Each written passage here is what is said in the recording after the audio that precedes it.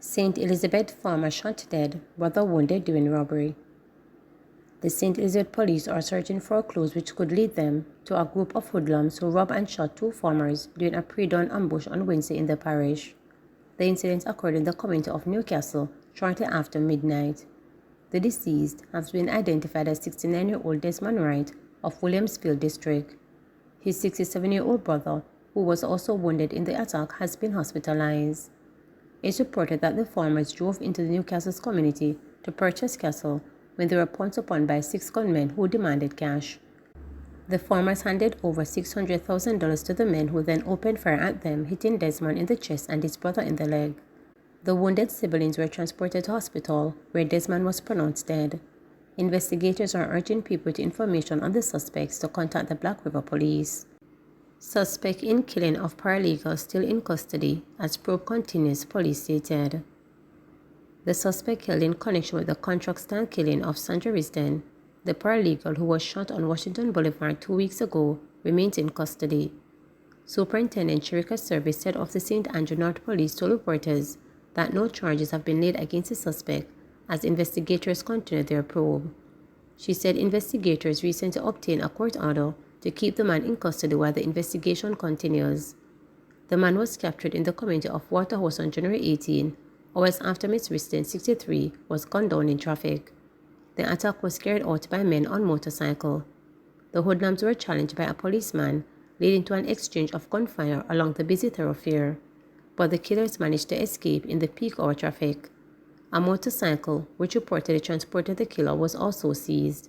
The cops are searching for a second suspect in the case. Kingston Mayor urges vendors to stop throwing garbage in drains. Mayor of Kingston, Delroy Williams, is urging vendors in downtown Kingston to desist from disposing of their garbage in drains. His caution comes amid a 4-day emergency sewage work project in the Coronation Market downtown, which began on Monday. Mayor Williams says that to improve sewages pipelines, vendors must also adopt new tenancies that will reduce the possibility of blocked drains. The poor practices of garbage disposal impacts on the stormwater drainage network in the downtown area, and we have seen a lot of issues and challenges faced by us in the management of the space come out of just poor and bad garbage disposal practices. We have to be very patient about it because behavioral practice and attitudes take some time with respect to changing. The changes is that it must be accompanied by infrastructural improvement we are doing in the space, he acknowledged. Mayor Williams was speaking on the sidelines of the sewer work being carried out in downtown Kingston. The project is a collaborative effort between the National Water Commission and the Kingston and St. Andrew Municipal Corporation. Some vendors and residents on Chaplain Lane in downtown Kingston have welcomed the move to fix the sewages problem. Surveillance cameras to be installed in JUTC buses to boost security, stated Valls. Surveillance cameras are to be installed on buses belonging to the state-owned Jamaican Urban Transit Company JUTC to boost passenger safety. This was disclosed on Tuesday by the Minister of Transport, Darrell Valls, during a statement in the House of Representatives. The growing problem of violence in the society and on our roads continue to raise concern about safety in general. Regarding the public transportation system, we are taking steps to ensure that we enhance this service includes tangible effort to ensure passenger safety. Accordingly, we are seeking to have internal and external surveillance cameras installed in each bus. This addition will facilitate close monitoring and recording of activity, Valls outlined. This will not only serve to deter potential criminal activities, but also assist incident investigation and resolution, he added. Valls explained that special analytical cameras with facial recognition will also be installed at security posts to record any unauthorized dispatching of buses. Furthermore, the JUTC has partnered with Crime Stop to apprehend perpetrators who deliberately vandalize government property. This is in conjunction with the JUTC's Franchise Protection Department and the Jamaica Constabulary Force, Valls stated. Meanwhile, the Transport Minister said the JUTC was actively pursuing a user-friendly mobile app which is currently being developed and which will allow commuters access to real-time information about bus routes, estimated arrival times, and any service disruptions. This mobile app will enable passengers to track their bus life, plan their journeys, and receive notification and alerts regarding any changes or delays in service, said Valls, as he pointed out that commuters will no longer have to stand for hours waiting on a bus. Voice mentioned robbery, but contract killer says mission was murder. Confessed contract killer Denverlin Bobla Minto was on Tuesday unable to explain to the 7-member jury what a man purported to be murder accused Everton Beach's Stuart McDonald meant when he mentioned a robbery in what Minto said was a secret recording between himself and McDonald. Minto, who gave evidence in September last year, returned as a witness on Tuesday to continue giving evidence in the trial and to identify the voices on recordings of alleged phone conversations between himself and McDonald, which he claimed he secretly captured. McDonald and co-accused Oscar Barnes are on trial for the July 2020 murder of McDonald's second wife, Tonya. Minto, who is serving a 19-year prison sentence for murder, had told the court that McDonald hired him for $3 million to kill his wife. He alleged that he subcontracted the hit to Barnes, who stabbed Tonya to death and cut her throat while he only watched. Tonya's body was found on the main road in Sherwood Forest, Portland. The recordings in question were alleged to have been the discussion of a plot of murder, Tonya, according to Minto. However, in one of the recordings, the voice which Minto attributed to McDonald's expressed a desire for a domestic helper to witness a robbery at the house he shared with his wife in Dolphin Bay, Portland. Minto was heard discussing with the other man the numerous occasions he had visited the house, walked around it, and watched the occupants through window with the aim of carrying out a particular act. He even told the man on the phone that he had brought his son and a taxi driver with him on the mission. For one reason or another, Minto failed on each attempt at the house to do what he went there to do. He expressed to the other man on the phone that he didn't feel as if the act should still take place at the house. He even made mention that he had plans to take Tonya away from the house. When asked by prosecutor Sophia Rowe why he went to the house, Minto said that he was there to kill Tonya, a woman with whom he claimed he had a sexual relationship.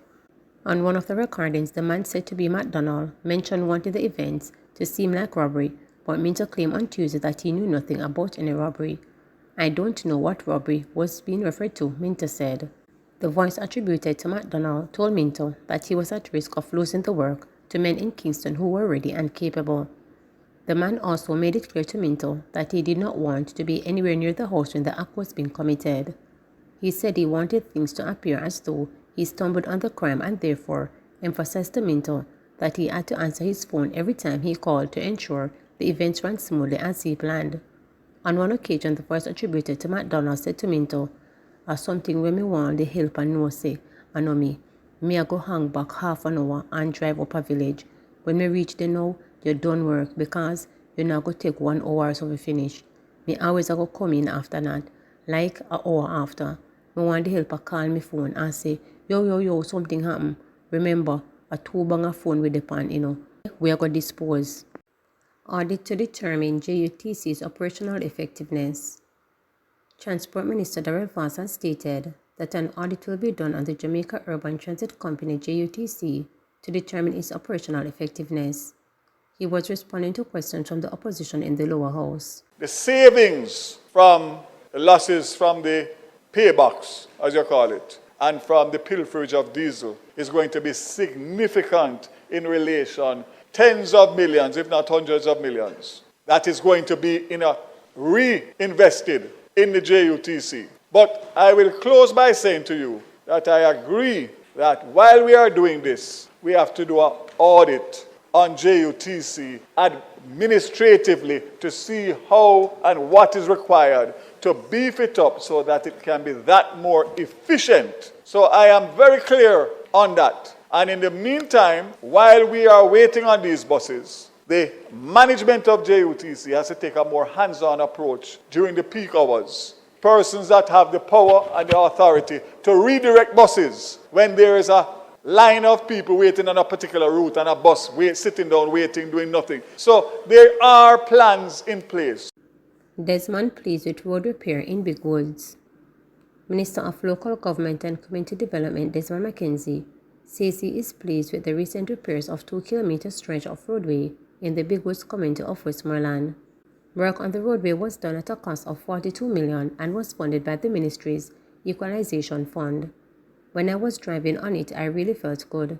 It took us some time, but I am happy that we went through the process so nobody can question how it was done, the minister told reporters. Mackenzie said an arrangement is in place to ensure that the contractors are responsible for the repair of the roadway should it begin to fall apart into a state of despair. The contractor is obligated within a certain amount of time to maintain the road, and if anything goes wrong within that period of time, it is their responsibility to ensure the necessary repairs are done, he underscored. Mackenzie also lauded Big Woods resident Velma Campbell Robinson, who lives on that stretch of the road, for advocating for the repair of the roadway. Meanwhile, Campbell Robinson expressed gratitude to the minister for ensuring that the road was repaired, noting that the repairs have drawn the attention of several persons from outside the community. It's a very good thing because people have been coming here touring like tourists. They see they had to come and look at the road, she said. I begged for this road many times and asked you to fix the road, and you were so faithful and you came, Campbell Robinson added. More young people needed in agriculture, Minister Green stated. The Minister of Agriculture, Fisheries and Mining says it is looking to attract more young people to work and invest in the sector. Portfolio Minister Floyd Green said that getting the youth involved in agriculture is critical in securing the future of farming and food security on the island. I would say that's important. I've always said to people, we're not to encourage our children to look for professions in agriculture. No matter how the world evolves, you will still need to eat, and the taste profile of Jamaican food is such of the best in the world, he noted. Minister Green, who was speaking during a recent JIS Get the Facts interview, said that agriculture is changing and young people should be part of this transformation. We need more of our young people to go into agriculture. We say that we need a new face of food. We are not just talking about the pillars. We need to change the look, the feel of agriculture, he contended. While the minister has numerous avenues for youth to access support, including through the Rural Agricultural Development Authority (RADA), the ministry is looking to identify more allies in getting young people involved in agriculture. Encouraging parents and guardians to guide their children towards professions in the sector, the minister said that the industry is not just going out with a machete in the early morning. We've evolved. It's about protecting agriculture and applying technology. How can we have more agriculture technicians that can fly drones and use those drones to fertilize crops? Are your children looking into those professions, he asked. Persons interested in farming can visit RADA's website at rada.gov.jm or the Agro Investment Corporation's website at agroinvest.gov.jm. Please remember to subscribe, like, share, and click the notification bell for daily updates.